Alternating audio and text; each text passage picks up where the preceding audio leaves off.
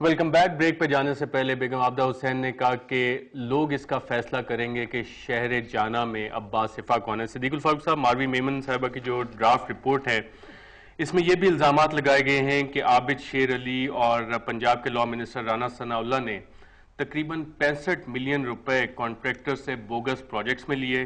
اس کے علاوہ 216 ولیج گاؤں کے لوگوں نے یہ الزام لگایا ہے کہ پنجاب حکومت چیف منسٹر شہباز شریف کے کہنے پہ لینڈ مافیا کے ساتھ کلوژن کرتے ہوئے اپنے عرب فرینڈز کو oblige کرنے کے لیے نیشنل راوی پارک سکیم بنا رہی ہے، جس میں لوگوں کی زمینوں پہ لاہور، فیروز والا، مرید کے شکارپور میں قبضے ہو رہے ہیں، اور اس طرح کی ایک دو چیزیں اور بھی ہیں اس رپورٹ میں. دو چیزیں جی. پہلی بات تو یہ ہے کہ بیگم عابدہ حسین صاحبہ نے ایک یہ فرمایا کہ الٹیمیٹ جج جو ہیں وہ عوام ہیں.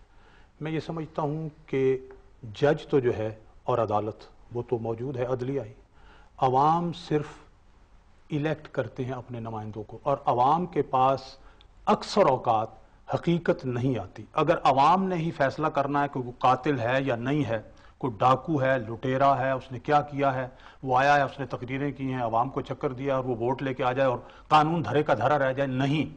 ایک نظام ہے باقاعدہ قانون کا، آئین کا، عدلیہ کا. جس نے جو جرم کیا ہے، جس قانون کے مطابق کیا ہے، اس پر اس قانون کے مطابق عدلیہ میں کیس چلے، وہاں سے وہ کلین چٹ لے. بلکہ میں تو یہ سمجھتا ہوں جب تک وہ کلین چٹ نہ لے اس کو تو عوام کی عدالت میں جانے نہیں دینا چاہیے. صدیق الفاروق صاحب، جیسے ماروی میمن صاحبہ کی اس رپورٹ میں یہ الزامات ہیں، ایلیگیشنز ہیں، میں اس پہ آ رہا ہوں. دوسری بات آپ نے ارشاد فرمائی ہے جی کہ 65 ملین روپیز رانا ثناء اللہ اور عابد شیر علی، یہ بھی انہوں نے فرمایا کہ یہ اخبارات میں چھپا ہے. رانا ثناء اللہ صاحب پر جو ان کے 5 مرلے کے پلازے کے حوالے سے الزامات آئے، ان پر 5 رکنی کمیٹی بنی جس کا جو چیف ہے وہ لیڈر آف دی اپوزیشن ہے پنجاب اسمبلی کا. 3 رکن جو ہیں وہ اپوزیشن کے ہیں، 2 ہیں گورنمنٹ کے. تو وہ جو رپورٹ دے. بیگم عابدہ حسین صاحبہ، یہاں یہ بات نہیں لگ رہی کہ جب پنجاب میں کرپشن کی بات آئے تو وہ آپ لوگوں کے لیڈر وہاں پہ بن جاتے ہیں انکوائری کے لیے، نیشنل لیول پہ آئے تو پی ایس سی میں چودھری نثار کا کور مل جاتا ہے. بات یہ ہے کہ صدیق الفاروق صاحب ہمیں یہ یاد دلوا رہے ہیں کہ ایک عدالت ہے، عدالتیں نوٹس بھی لے رہی ہیں، عدالتیں جو ہے وہ سو موٹو ایکشن بھی کر رہی ہیں، اور انہوں نے بہت سے ایشوز کو اپنے نگرانی میں لیا ہے جو کہ پبلک کے انٹرسٹ کے دفاع کے حوالے سے. البتہ صدیق الفاروق صاحب ایک بات ابھی کرنے والے تھے اور وہ پھر رانا ثناء اللہ کے ڈیفنس میں ڈیفلیکٹ ہو گئے.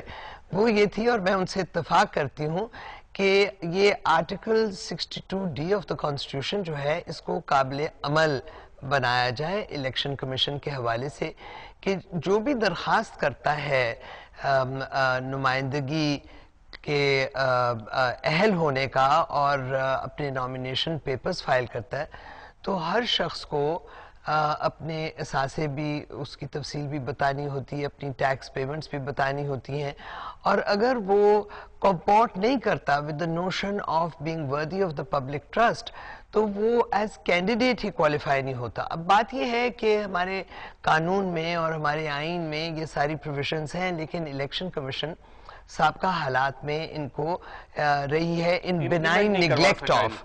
اور اس میں جوڈیشل اپیریٹس بھی، کیونکہ ڈسٹرکٹ ریٹرننگ آفیسر جو ہوتا ہے وہ سیشنز جج ہوتا ہے، اور ریٹرننگ آفیسرز ایڈیشنل سیشنز ججز ہوتے ہیں، اور وہ اسکروٹنی آف پیپرز جب ہوتی ہے، جانچ پڑتال ہوتی ہے، تو وہ ایک پروسیس ہے جو کہ آئین میں بھی دیا ہوا ہے، لاز بھی موجود ہے، لیکن ایڈمنسٹریٹو اور ایگزیکٹو جو ہے اس پہ بھی سوالات اٹھتے ہیں کہ وہ کیوں نہیں کر سکتے. ماروی میمن صاحبہ، آپ نے جو رپورٹ کی ایک ایشو کی ہے، اس میں جو زیادہ تر کیسز میرے سامنے آ رہے ہیں، اگر آپ دیکھیں تو پولیٹیشنز کے نام کافی کم ہیں، اور about 90% اگر میں کہوں کہ کرپشن جو ہے ڈیفرنٹ اور لوگوں نے کی ہوئی ہے، اور پرسپشن پولیٹیشین کی زیادہ لگ رہی ہے. I think اس کو اگر دیکھا جائے آپ پاکستان سٹیل مل اٹھا لیں تو اس کو پی آئی اے اٹھا لیں، اس کو کون چلا رہا ہے، اس کے اوپر جو کرپشن ہو رہی ہے، ظاہری بات ہے جو رولرز ہیں وہی چلا رہے ہیں نا.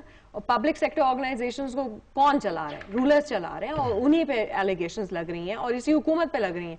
बात यह कि ये कुछ मीडिया के सेक्शंस नहीं रिपोर्ट कर रहे, तो अगर ये तासुर दिया जा रहा है कि सिर्फ एक पर्टिकुलर ग्रुप है जो इनको फोकस करके टारगेट कर रहा है, वही हिट कर रहे हैं इनको, नो सॉरी, इसमें डिफरेंट सेगमेंट से उठाई गई हैं चीजें और डेफिनेटली एक ग्रुप की वजह से। तो ये मीडिया का इशू नहीं है, ये जनरल एक परसेप्शन जो हर मीडिया हर ग्रुप से यही बातें निकल रही। दूसरा इशू ये कि अगर हमने वापस वही पुरानी सियासत करनी है कि जी आप जो है जब 5 साल पूरे होंगे तो फिर अवाम डिसाइड कर देगी, तो ठीक है, फिर अवाम उससे पहले जो है आपके परसेप्शंस सही या गलत बन चुके होंगे। पॉइंट ये है कि सेल्फ अकाउंटेबिलिटी भी तो कोई चीज होती है कि अगर कोई एलिगेशन आई है, अगर कोई एलिगेशन आई है, सुन लीजिए, तो आपका सेक्रेटेरिएट फौरी तौर पे उसको रिजॉइंडर दे या हाँ या गलत में। देखिए ना, उस सेल्फ अकाउंटेबिलिटी में क्यों डर रहे हैं? अपनी मिनिस्ट्रीज और कैबिनेट को क्लीन अप करते हुए क्यों डर रहे हैं? आप क्यों चाहते हैं कि कोई और आके आपके लिए करे? अगर आप खुद करेंगे तो आपको उसको उसका अजर मिलेगा। इजाजत है मुझे जवाब देने की।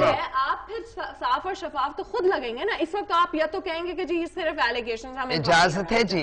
बात ये है कि मौक़िफ़ ये है कि जब प्रूफ तो आप राइट और रॉन्ग कीजिए। और दूसरी चीज सबसे इंपॉर्टेंट कि जी जुडिशरी तो कर ही रही है, लोन डिफॉल्टर केस जुडिशरी के सामने, तो क्या आप ये चाहते हैं कि एग्जीक्यूटिव और पार्लियामेंट से बातें हट के अब जुडिशरी में चल जाए? लग तो कुछ यूं ही रहा है, डायरेक्शन तो कुछ यूं ही जा रही है। पार्लियामेंट और एग्जीक्यूटिव को अपना काम करना पड़ेगा। अगर बिल्कुल, यहाँ पे हम एक छोटी सी ब्रेक लेते हैं और ब्रेक के बाद हम माबदा हुसैन से और सिद्दीकुल फारूक साहब से इस पे उनका वर्जन लेंगे एक वक्फे के बाद।